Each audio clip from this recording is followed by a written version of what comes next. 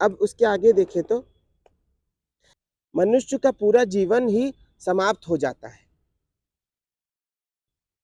जब हृदय की शक्ति जाती है तो मनुष्य का पूरा जीवन ही समाप्त हो जाता है। इस कठिन परीक्षा को सहना ही होगा। ये एक परीक्षा है। ऐसा लगता है कि जीवन समाप्त हो गया, पर होता नहीं है। हाँ, और एक स्तर पे होता भी है, क्योंकि बगैर धुएं, आग के धुआं आता नहीं। अगर लग रहा है तो कुछ हुआ भी होगा। हमारे शरीर में, हृदय में कोई हिस्सा मरा जरूर होगा। मिट्टी, अगर पेड़ उखाड़ा जाएगा बबूल का, तो मिट्टी लेकर जाएगा, वो थोड़ी लेकर जरूर जाएगा, लेकिन काफी रह जाएगी। जगह तो छोड़ ही देगा, जगह छोड़ देगा, बाकी मिट्टी भी छोड़ेगा, लेकिन कुछ जगह की मिट्टी लेकर भी जाएगा। तो इस पर मनुष्य का पूरा जीवन समाप्त हो जाता है। इस कठिन परीक्षा को सहना ही होगा। एक जीवन पथ की खतरनाक पीढ़ी के पहले चरण में आ सकती है। इस कठिन परीक्षा को सहना ही होगा।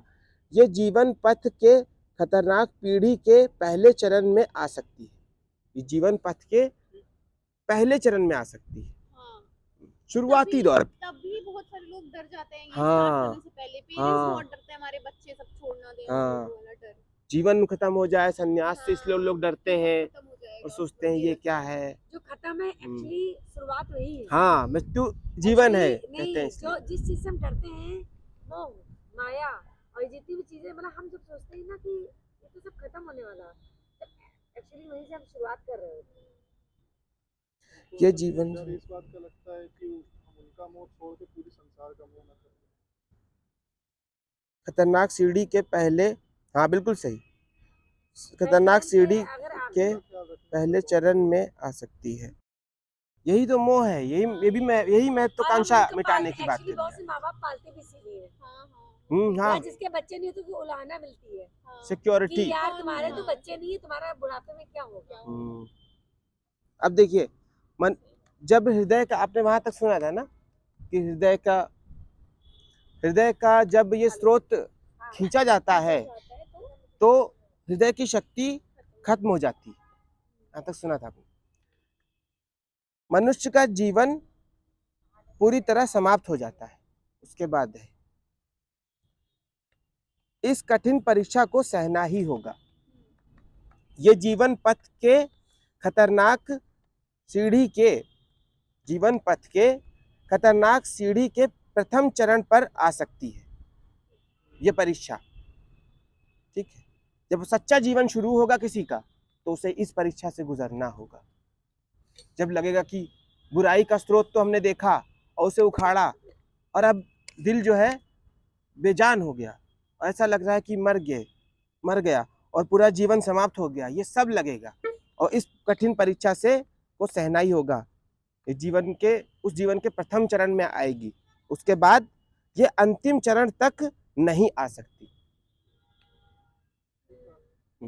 आगे ना वैसी बात कि शरीर कमजोर होगा, प्रथम वही ना, रिलैक्स क्यों, इसलिए ये अंतिम चरण तक नहीं आ सकती। लेकिन हे शिष्य, याद रखो कि इसे सहना ही होगा, इसे सहना ही होगा, और अपनी आत्मा की शक्तियों को कार्य पर लगाओ। अपनी आत्मा की शक्तियों को कार्य पर लगाओ, ना तो वर्तमान में जियो ना ही भविष्य में जियो। प्रेजेंट में रहना चाहिए, नहीं, ये ना तो वर्तमान में जियो, ना प्रेजेंट में नहीं रहना चाहिए। नहीं, ये आप लोगों ने बहुत सुना होगा कि भविष्य में ना रहो, भूतकाल में ना रहो, वर्तमान में रहो। तो फिर किस अवस्था में? वही तो बताने जा रहे हैं, ये एक अलग बात है। वर्तमान में रहना एक्चुअली एक प्रथम सीढ़ी है शिष्य की। पहले हमें कहीं जाना है तो पहले कहीं से जाना होगा, कहीं जाने के लिए कहीं से जाना होता है। एक कदम आगे बढ़ाने के लिए दूसरे कदम को अपनी जगह छोड़नी होती है।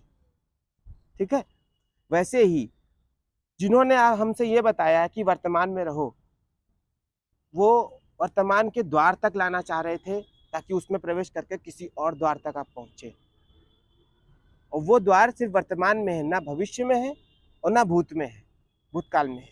द्वार वर्तमान में है, लेकिन जब वो व्यक्ति वर्तमान के द्वार से अंदर प्रवेश कर जाए तो वर्तमान पे खड़ा ना रहे, उस द्वार पे अंदर प्रवेश करे, फिर एक दूसरा स्थान है वहां रहे, वो बताया जा रहा है। समझ में आया? दूसरा स्थान क्या है? ना भविष्य में जियो, मैंने ये बात आपसे बताई थी कुछ दिन पहले ही। ना भविष्य में जियो, ना वर्तमान में जियो, ना भूतकाल में जियो, शाश्वत में जियो। यथार्थ में।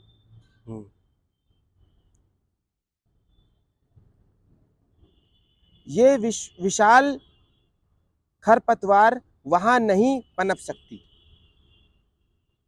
शाश्वत में ये बुराई की खरपतवार पनप ही नहीं सकती, क्योंकि वहां पर पहुंचने की बात ही अलग है। अस्तित्व ही नहीं है। हाँ, वहां को अलाउ ही नहीं है, एग्जिस्टेंट ही नहीं है, समझिए ऑक्सीजन ही नहीं है उसके लिए वहां पे। इस बुराई के लिए भी तो सांस चाहिए। दिए को भी अगर कांच से ढक दें तो आग जल नहीं पाती। दुनिया में हर चीज के लिए सांस चाहिए। तो बुराई वहां पनप नहीं सकती, इसलिए वहां जियो। जो व्यक्ति वहां जीता है ना, वो ही फिर जान पाता है कि अच्छाई और सच्चाई और धार्मिकता है क्या। उस वहां जीने के लिए क्वालिटीज क्या होनी चाहिए? सब वही तो बताई गई। सबसे पहले अपने अंदर की बुराई का स्रोत को उखाड़ फेंको, और बाकी क्वालिटीज भी हैं, लेकिन वो इस उखड़ने के बाद नजर आएगी। क्योंकि जब तक के वो नहीं होगा। नहीं, क्यों? क्योंकि जब तक के हमारे अंदर बुराई है, वो बुराई हमारे नाकों में भी है, मुंह में भी है, जुबान में भी है, आंख में भी है, कान में भी है, त्वचा में भी है।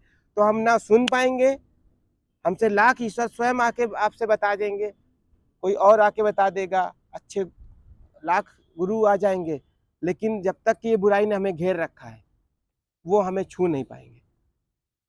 पहला चरण इसीलिए इसको जीवन के पहले चरण में बताया गया कि इस बुराई को हम उठा के फेंक दें, तब हम शाश्वत में जिए। क्योंकि तब शाश्वत में एक बार ऐसे किसी से बच गए, अगर जंगल में गए, दलदल में फंस गए, तो एक बार निकल जाए, फिर कहता है ना इंसान हम कभी नहीं आऊंगा जंगल में। ये वैसी बात है कि ये बुराई कहाँ पे फंसी थी, मिली तो वर्तमान में ही थी। गौर करिए, इसने कष्ट आपको कहाँ दिया? वर्तमान में। लेकिन वो वर्तमान जब में बुराई कोई कर रहा था तो हम लोग थे बुराई तो वर्तमान में ही नहीं, जब मिली थी तब की बात बता रहे हैं। और जब भूत हो गया तब भी बुराई है, तो अभी भी तब थी, अब है, अभी भी बुराई है, तो आगे रहेगी। आगे फिर वो अब वही काम फिर जब सब करवाएगी, उखाड़ के फेंक देंगे तब वो खत्म हो जाएगी, और फिर वर्तमान से हट भी जाएंगे। तब भी वो रहेगी। नहीं, जब उखाड़ के फेंक देंगे, वर्तमान से हट जाएंगे, तब नहीं रहेगी, क्योंकि उसको लाने वाले भी हम ही हैं। अगर घर में हमने सब तरफ से ताला बंद कर दिया, कूड़ा आ ही नहीं रहा है, तो आएगा कैसे? क्योंकि हम ले रहे हैं इसलिए वो आ रहा है। हम उसको कूड़े को बुला रहे हैं, और मेहमान आ रहे हैं जूते पहन के हमारे यहाँ, तब गंदा हो रहा है, किचकिच हो रहा है।